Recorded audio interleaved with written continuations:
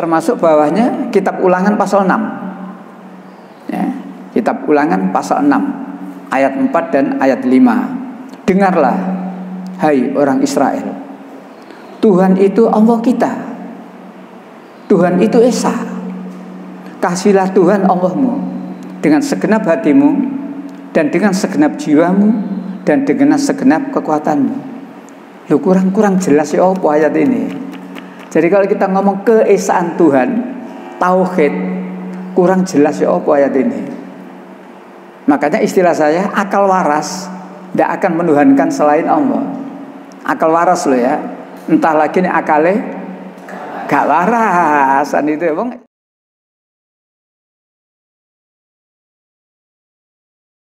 Ibu sekalian, kalau menurut lembaran yang sudah pernah saya bendel, yang saya bagikan dulu, kita pertemuan kan tinggal sekali lagi ya, Rebu ini dan Rebu depan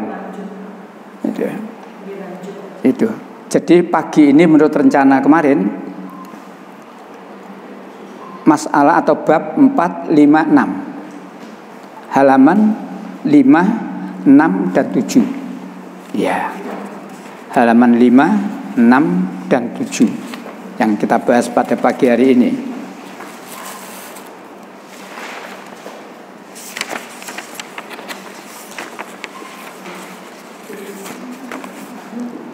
Halaman 5 atau bab 4 ya, ayat-ayat tauhid di dalam Alkitab, baik itu perjanjian lama maupun perjanjian baru. Jadi kita ya, mengatakan bahwa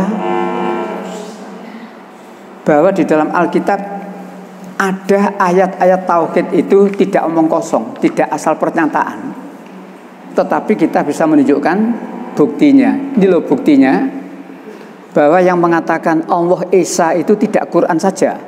Nah itu loh ya.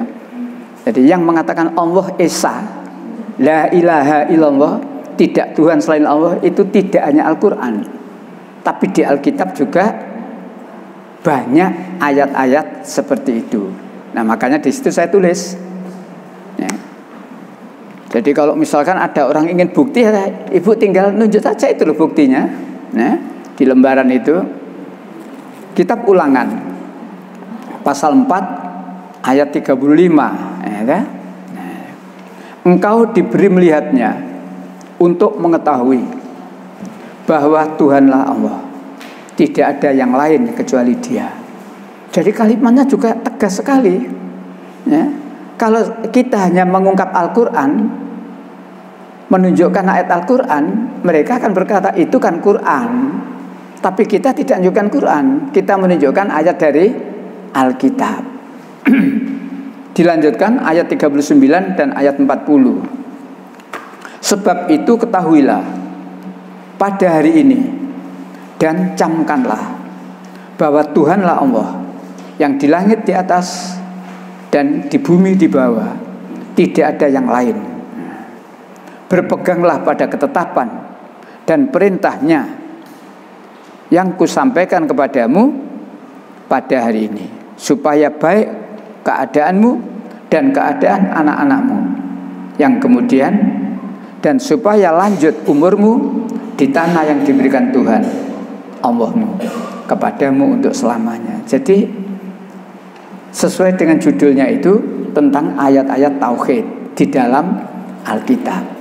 Jadi intinya ibu bapak, penjenengan tidak usah ragu-ragu mengatakan bahwa di Alkitab itu banyak ayat-ayat yang tauhid, tidak Quran saja.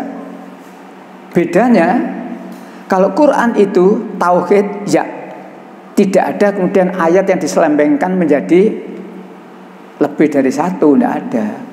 Tapi Alkitab ayat-ayat tauhid segini banyak, tapi kemudian di belakang ada penyelewengan. Tidak lagi mereka bertauhid, tapi trinitas. Bedanya di situ. Jadi Quran jelas, ya, tauhid. Tidak ada ayat-ayat Quran yang mengatakan Allah itu punya anak, Allah itu dan lain-lain. Justru yang mengatakan, menganggap Allah punya anak, menganggap ada Tuhan selain Allah, kafir. Setegas itu Al-Quran ya. Tapi di Alkitab itu terjadi. Itu terjadi, di sini bedanya. Jadi halaman 5 itu pada intinya Ibu Bapak, kita menunjukkan ya. Jadi kalimat yang di atas itu saya salin dari ini.